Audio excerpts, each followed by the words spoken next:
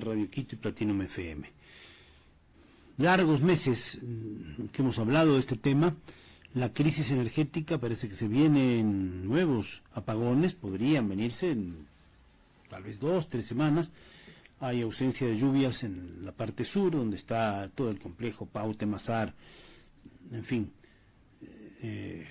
un complejo hidroeléctrico importante con masas de agua que son las que tienen que alimentar esa generación hidroeléctrica. Por otro lado, las alternativas, como aquella de la barcaza, no logra solucionarse. Hemos escuchado en su momento la nota, hasta que hagan ciertos pilotes para anclar la barcaza, para que pueda generar esa energía eléctrica y distribuirla o conectarla con el Sistema Nacional Interconectado, pasarán unas semanas. También hay que decir que lo que genera la barcaza nada tiene que ver con la magnitud del potencial déficit de generación hidroeléctrica. Hemos hablado, y vamos a hablar más adelante, de las soluciones a largo plazo, a mediano plazo, pero de momento queremos analizar el estado de la cuestión. ¿Qué es lo que está pasando? ¿Cuánto consumimos de energía y cuánto necesitamos generar?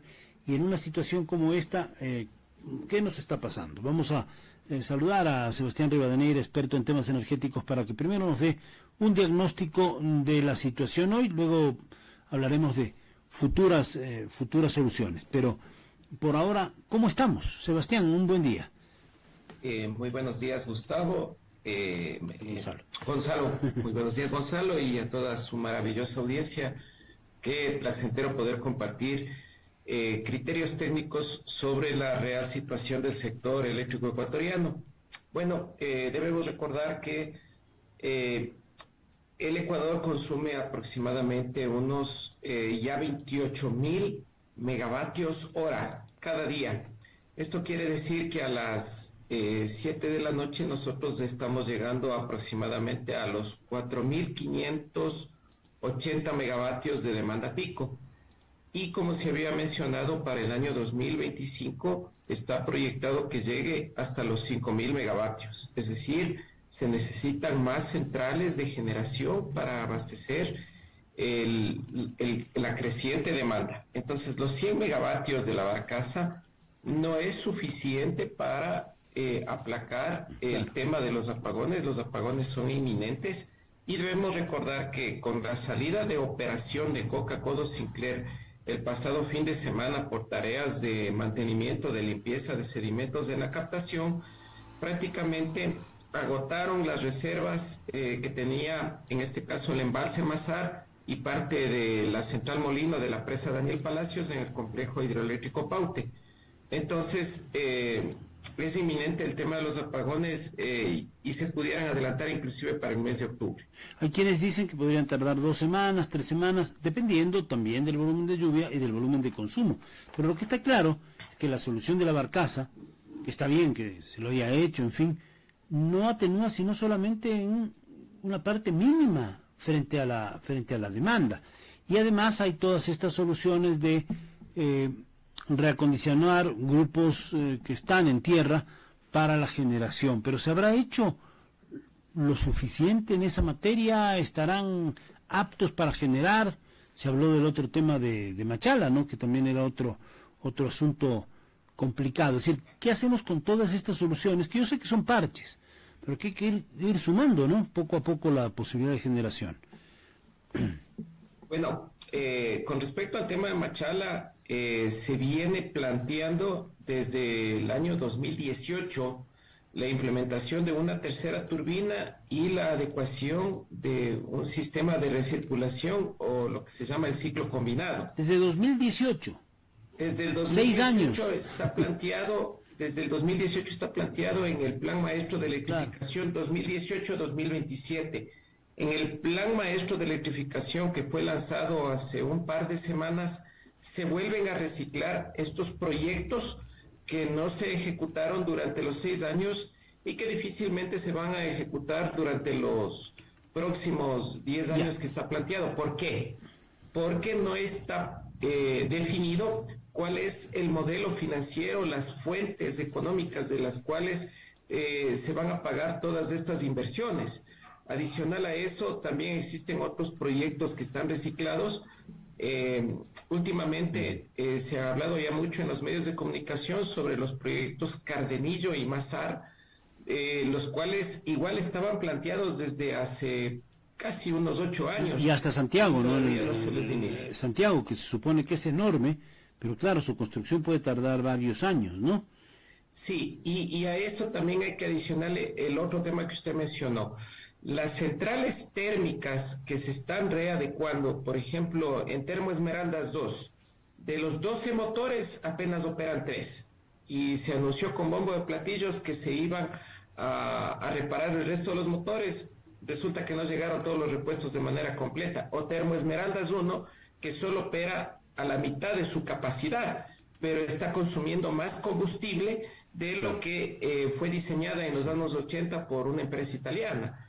Entonces, si es que siguen estos desperdicios de combustible, de energía, le continúan quebrando al sector, esta central, me refiero a Termo Esmeraldas 1, ya debió entrar hace 2 semanas a un mantenimiento programado y sin embargo les obligan a operar fuera de sus condiciones nominales, es decir, está trabajando con sobrecarga, y eso está sucediendo con otras centrales térmicas. ¿Para qué? Para aplacar el tema de los apagones cuando es algo inminente. Entonces, nosotros debemos pensar en la siguiente analogía: si estamos en una isla desierta y tenemos una reserva de alimentos, no nos vamos a terminar todos los alimentos en el primer día, sino que debemos hacer ya un racionamiento programado para que no se sienta tan fuerte el estiaje. ¿Hasta dónde se pueden estirar las sábanas? Es decir, ¿cómo tal vez sería mejor entonces empezar a racionar, aunque sea por poquitas horas, el consumo este rato, más que esperar a que llegue la crisis y haya, no sé, apagones como de 6 u 8 horas que ya tuvimos, ¿no? Exactamente, y lo que se había mencionado, ya las empresas distribuidoras deben tener los planes de cortes de energía, pero no por subestaciones enteras, sino por alimentadores, lo cual es un trabajo bastante extenuante. Bueno, pero esperemos que no nos sorprendan como la vez pasada, que dijeron que no había cortes y al día siguiente empezaron a aplicar unos planes que solamente ellos sabían que existían y no, el común de los ciudadanos no teníamos ni idea, ¿no? Sí, pero sobre todo, estimado Gonzalo, la programación tiene que hacerse pensando en el sector industrial. El ciclo productivo, seguridad también, claro, son 2 variables que ahora son indispensables, ¿no? Claro, nosotros estamos hablando de un horario especial, Gonzalo, de 7 de la mañana a 3 de la tarde, en el que el sector industrial al menos no debería verse afectado con los apagones, para que la cadena productiva no se detenga, aunque ciertas actividades como la industria siderúrgica necesita de una producción continua de al menos 48 y 72 horas de producción. Entonces, todas esas cosas tienen que ser discutidas directamente en el sector industrial con las distribuidoras, siempre y cuando exista la apertura de parte de las actuales autoridades, que de momento no se ha manifestado sobre aquello. Lo mismo se puede hablar de un plan de eficiencia energética, el cual es inexistente y no lo muestra el plan maestro de electrificación. Me voy a ir al plan maestro en un momentito, porque sí quiero que usted me dé algunos detalles.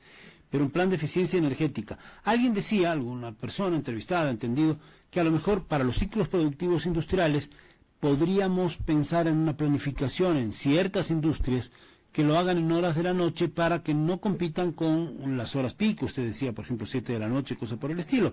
Entonces, tener cierta producción industrial en horas de la noche se va a consumir energía, por supuesto, pero no justo en las horas más complicadas.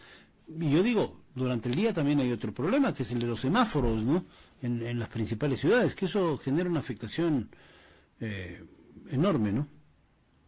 Bueno, lo que usted está tratando de indicar, Gonzalo, es precisamente el aplanamiento de la curva, es decir, que se consume energía en las horas valle, en donde no hay precisamente los consumos. Pero hay ciertos procesos industriales, como lo había mencionado, que me pueden estar consumiendo lo que tranquilamente me consume una ciudad. Por ejemplo, una industria siderúrgica en la provincia de Cotopaxi consume la misma cantidad que toda la provincia. Entonces, es un tanto difícil aplanar esa curva. Pero a futuro lo que sí se puede esperar es que la conexión de los vehículos eléctricos sea en horas de la noche y esa demanda energética por supuesto, reduciría el consumo de hidrocarburos, me refiero a combustibles